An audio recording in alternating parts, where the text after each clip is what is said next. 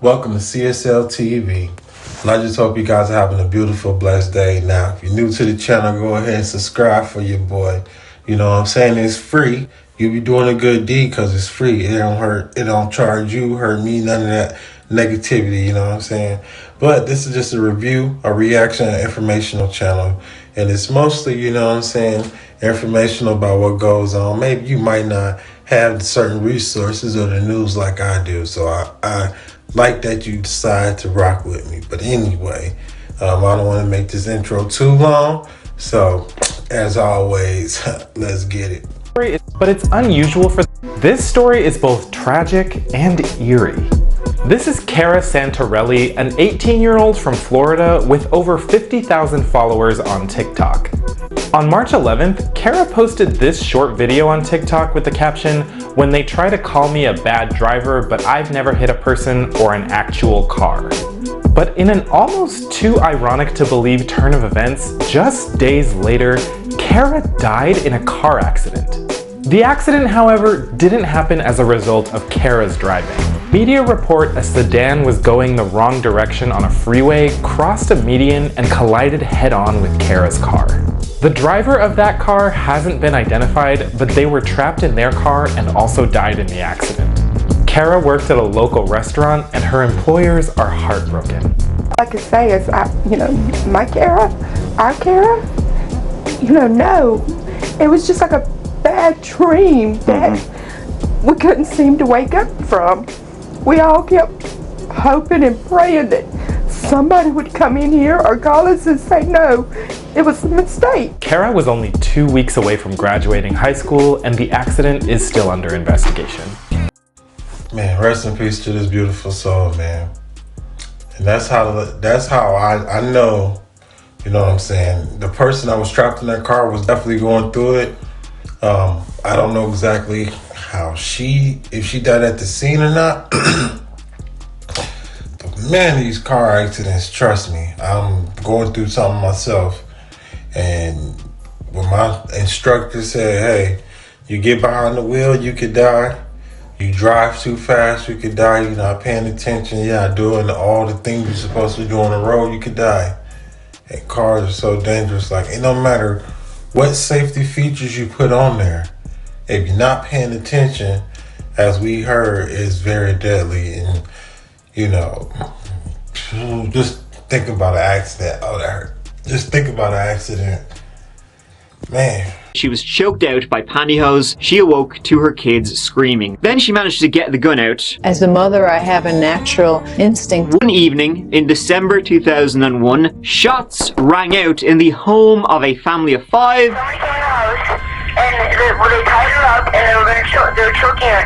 My mom got the gun and shot the other one ran off. The home was of the Roberts family, made up of Michael, Tracy, Bert from Tracy's previous marriage, and then Noah and Mason. When the police and EMTs arrived, they entered a scene of crying and screaming. Tracy and the children were safe. Michael, he happened to be out of town. On the floor was a neighbor, 20-year-old Dustin Weedy. He had been shot 9 times. Tracy, in shock, was taken to the hospital. She'd been attacked by intruders. She'd been choked out with pantyhose. There were 2 men that broke in. One was Dustin, and the other, Tracy, didn't know him. She managed to grab a gun and shoot Dustin in self-defense to protect her and her children's lives. The other guy, he fled the scene. Again, we still have no clue who that second party was. And Tracy?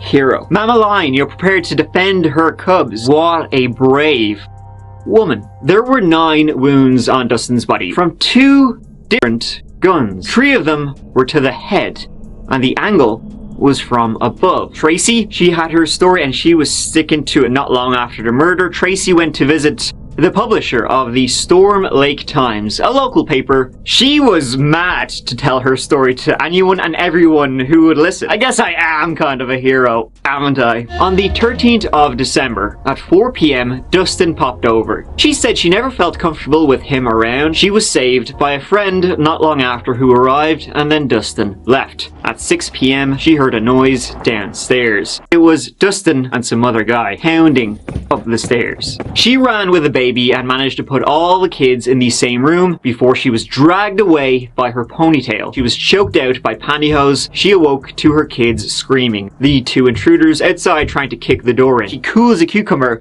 went to the gun safe. The two intruders obviously didn't give a shit. Then she managed to get the gun out. Whack, whack, whack. She then got the other one. Have some of that. She started blasting. As a mother, I have a natural instinct to want to protect my children. And son Bert backed up everything Tracy said about what happened.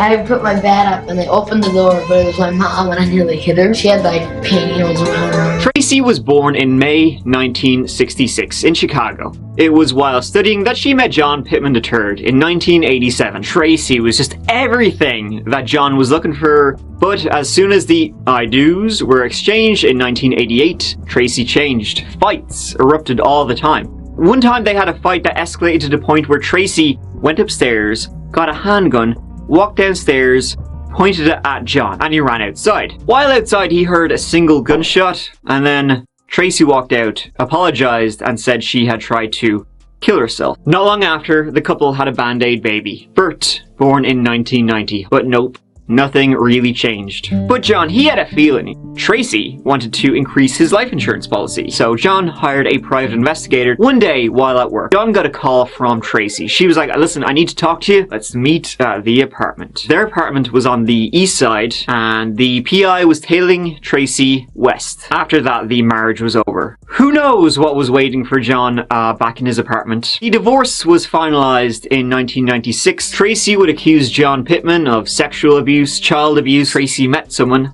online. Aussie entrepreneur Michael Roberts. 18 days after they first met face to face, they were married. Eventually, Michael and Tracy moved to the town of Early, Iowa. They set up their own business, an IT company, and became part of the community, the church. They welcomed their first child together, a boy, and then in 2000, a girl. They were well liked by the people of Early. Everything was picturesque. And then came that fatal evening. Now, Dustin was a quiet kid, loved computers, but Michael, he was shocked that this happened. He considered Dustin a friend. Tracy said, that this didn't seem like it was about money. It seemed like they were there for her. What if Dustin had been hired to kill her ex-husband, John Pittman? Inside Dustin's car, they found a pink notebook. In the notebook, Dustin wrote of a mysterious fellow, named John Pittman, who had hired him to kill Tracy and 11-year-old Bert. Dustin and John, would never have met. The police thought the story smelt like but Tracy was sticking to that story. Eventually, though, there wasn't really enough to go on, and it was closed as a self-defense shooting. Roughly a year after the shooting, on Thanksgiving Day 2002, a man was discovered unresponsive at a graveyard. It was Brett Weedy, Dustin Weedy's father. He had shot himself by his son's final resting place. He left a note saying his heart was broken after Dustin's death, and he cried every day. More tragedy for the Weedy family. Late 2003, they filed a wrongful death suit against Tracy. It was dismissed, however, in 2005. In the meantime, Michael and Tracy's marriage went south. Tracy had affairs, they fought, she kicked and punched holes in the walls. He thought on multiple times she came very close to ending him. Around that same time, Michael began to severely doubt Tracy's version of events during the Dustin Weedy shooting. No indication that there ever was a second guy. I don't know whether to believe you guys or not. No stray fingerprints to indicate a second guy. In 2004, Michael filed for divorce. Tracy, of course, accused him of abuse, of child abuse. In 2007, the divorce was finalized.